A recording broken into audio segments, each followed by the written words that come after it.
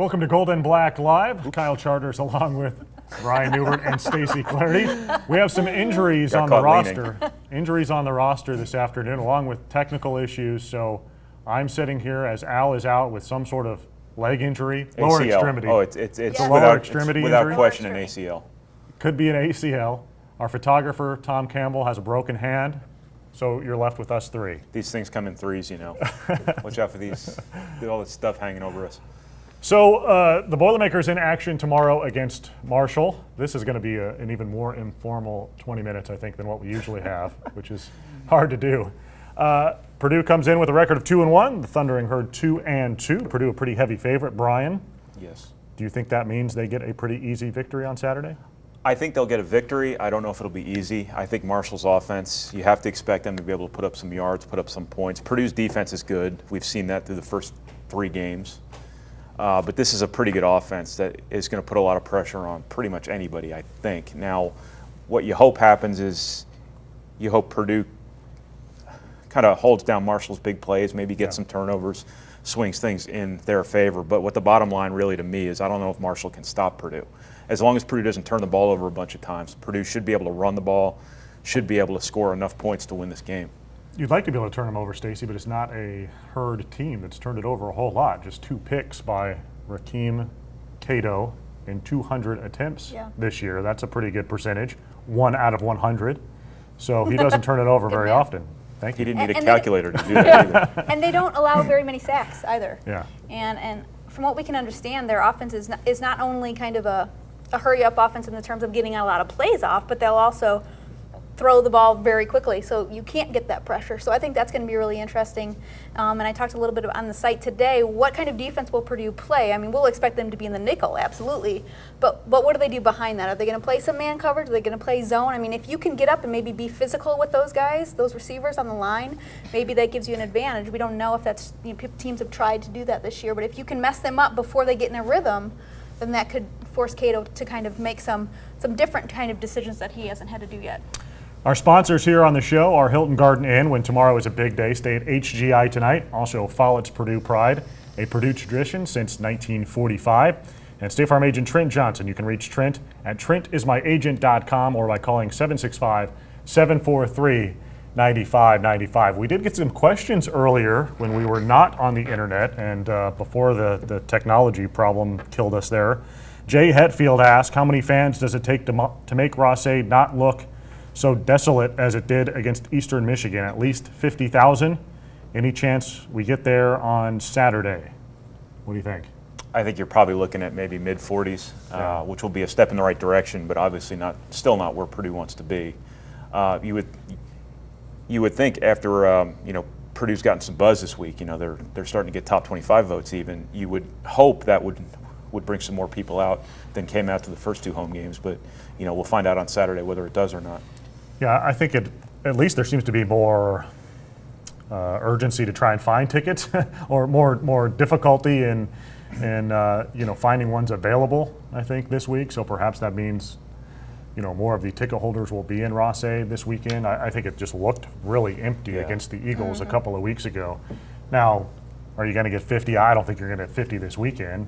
You might need to beat Michigan and Wisconsin in a couple of weekends in a row to get to 55, I think. But if they win some games, that would help. Yeah, and I think the problem with the Michigan game is it's over October break. Yeah.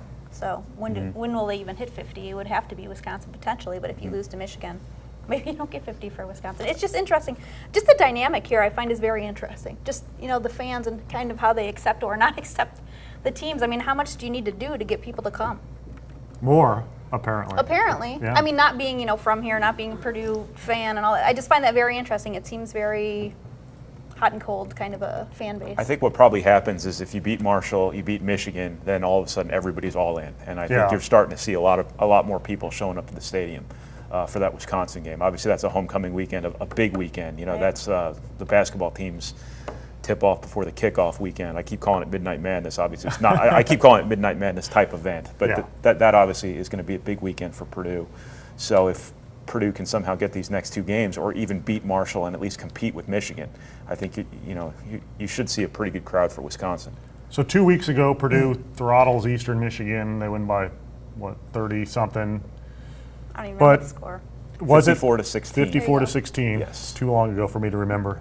But there's still questions, I think, about Purdue coming out of that game, right? I mean, you got to look at Caleb and think he's got to play better. And, Right. you know, I thought it was good that Danny Hope and Gary Nord and even Caleb said, yes, I need to start playing better here relatively quickly. You know, to win tomorrow, he probably needs to be a little bit better than he was a couple of weeks ago. And I think certainly to beat Michigan or Wisconsin down the road, he needs to be a lot better than he Right. was a couple of weeks ago. It'll be interesting to see what kind of approach they take in terms of play calling, I think, Yeah. on Saturday, because it's almost You didn't the like the 6 straight passes out of the gate right, and against that's Eastern? funny. I mean, because that's kind of the whole thing is, you know, you're looking at this defense, you're like, you should be able to run all over them, and then you come out and you throw 6 passes in a row, and you're like, okay, that didn't go so well. So, but they clearly want to get Turbush going. I mean, I think there's no question about that. No So, doubt.